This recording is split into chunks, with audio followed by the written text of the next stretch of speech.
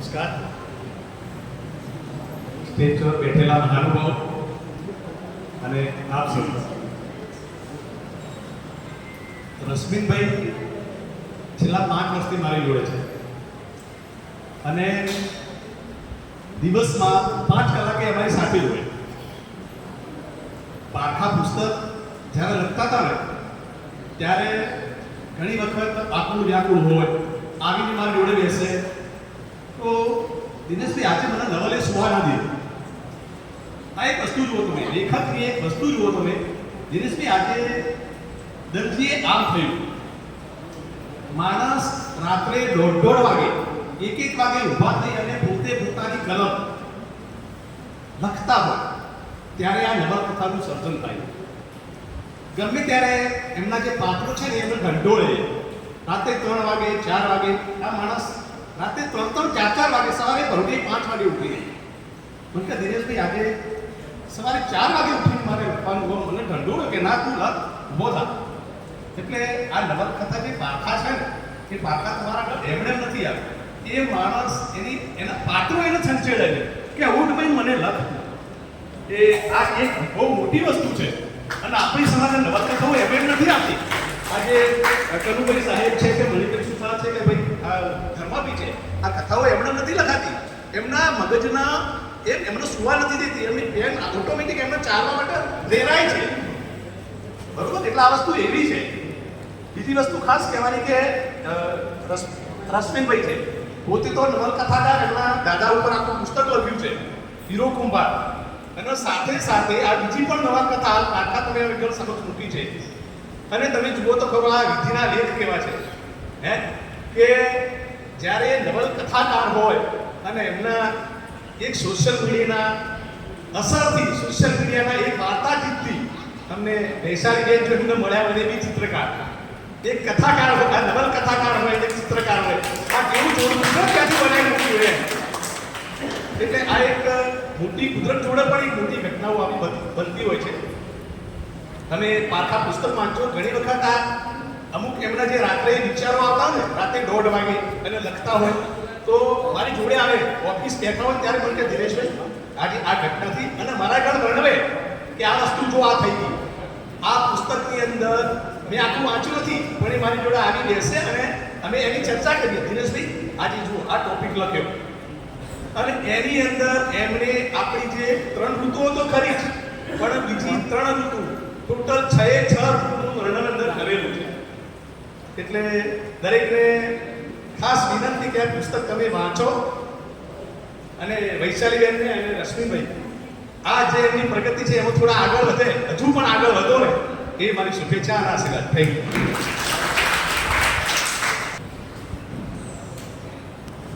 ખૂબ ખૂબ આભાર.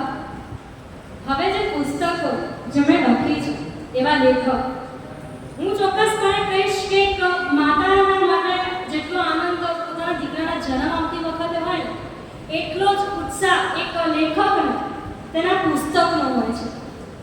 એમની માટે કહીશ કે જો સમગ્ર સંઘર્ષને મારે બિરદાવવું હોય અને એ માટે પંક્તિ લખી હોય તો ચોક્કસપણે કહીશ કે ઊંડા ઉતાર ચઢાવ વેઠીને જેણે સંઘર્ષનો દરિયો ઉતાર્યો છે એ રશ્મિનભાઈના પુરુષાર્થને આજે વિધાતાએ પણ સત્કાર્યો છે. સાહસ પરિવારના સ્નેહ વડે જેમણે હિંમત કદીએ ન હારી, એમના ભીતરના તપોબળથી આજે પ્રગતિ આ કલમ પ્યારી.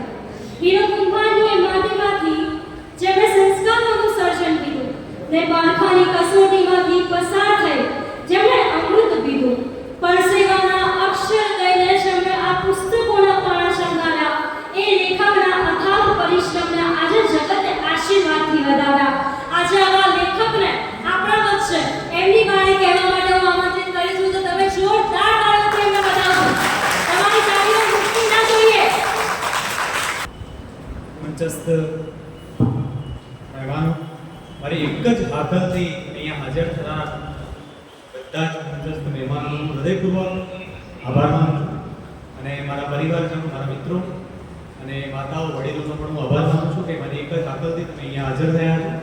વરસાદને એક વાત કહીશ કે અમે જ્યારે ટોડલા ઉપર દીવો સળગતો મૂકીએ છીએ એટલે આ પવનને શાનું આટલું જોર ચડે. પવનને નથી, એ તો વરસાદને કાલના પ્રસંગ માટે ભાગવડ કરી રહ્યા છે. મારા મિત્રો હંમેશા મારી સાથે રહ્યા છે. મિત્રોને આ પ્રસંગ હેન્ડલ કર્યો છે એ બદલ મારા મિત્રોને હું હૃદયપૂર્વક ફરીથી આભાર માનું છું. નવલકથાનું સર્જન જ્યારે હું કરતો હતો, મારી પુસ્તકના એક બે પ્રકરણ લખતો હતો, ઘણા બધા ઉતાર ચઢાવ હતા. ખાલી લખવું એ જ વસ્તુ ન હતી. લખવા સાથે સાથે બીજી પ્રવૃત્તિ પણ મારી છે કે બનાસકાંઠાની 1286 શાળાઓમાં મારી મુલાકાત થઈ છે. બધી શાળાઓને મળવાનું થાય છે. બપોરે 2 વાગે આવું, 3 વાગે આવું, જમવાનું ઠેકાણું નથી હોતું. પણ એ બેનકોની વસ્તુ છે. સાહિત્ય જે છે ને હૃદયને ઢંઢોળે છે.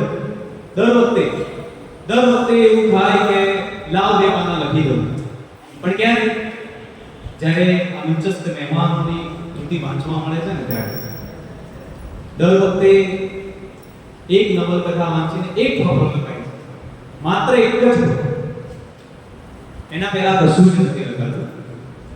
અને એ ફકરો લખતા પહેલા 10-15 લાઈન એવી હોય, કદાચ હું નવોદિત લેખક છું એટલે એવું થતું હશે, પણ 10-15 લીટી એવી હોય છે કે તે ભૂસી દેવી પડે છે અને ફરીથી કંઈક લખવું પડે છે. પણ અત્યારે ઉપસ્થિત જે સાહિત્યકાર મિત્રો છે એમના દ્વારા જે મને મળ્યું છે, જે વાંચું છું, જે મારા પુસ્તકાલયમાં છે, એ બધા જ લેખકો, બધા જ કવિઓ, બધા જ મહાનુભાવોનો આભારી છું, ઋણી છું કે એમના દ્વારા, એમની પ્રેરણા દ્વારા મને અત્યારે જે લખવા મળ્યું છે. પરિવારજનો, મંચસ્થ મહેમાનો અને બંધુ સેવા ટ્રસ્ટનો હું રૂબરૂ આભારી છું. આભાર. મસ્ત જય.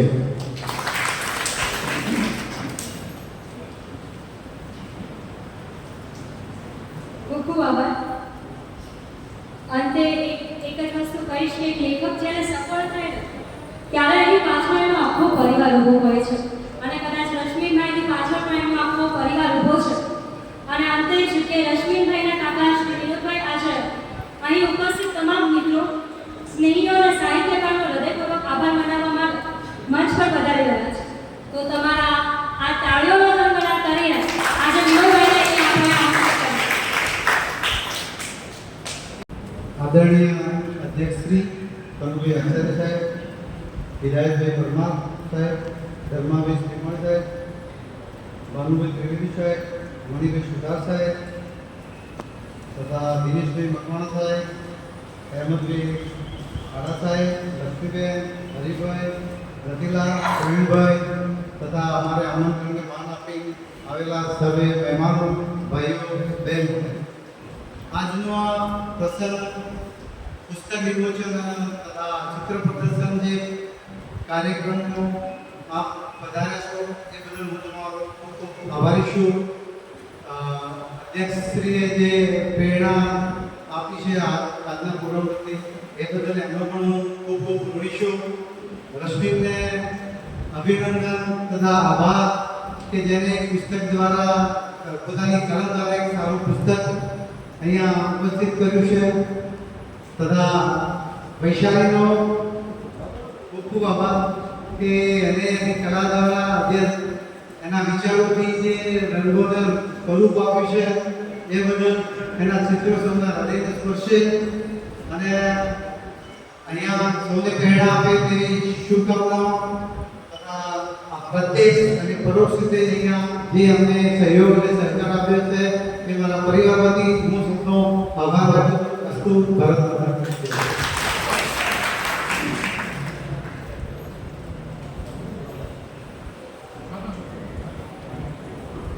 અંતે એટલું જ કહીશ કે સમય વહી જશે, આ સાંજ પણ પૂરી થઈ જશે, પણ આ પુસ્તકના પાનાઓમાં પુરાયેલી લાગણીઓ ક્યારેય જ નહીં થાય. મળીશું ફરી ક્યારેક આવી જ લાગણીઓના વહેણમાં, જ્યાં શબ્દો બોલશે અને દિલ સાંભળશે.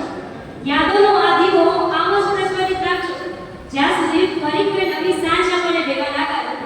હવે વારો છે પીછીના જાદુને જોવાનો.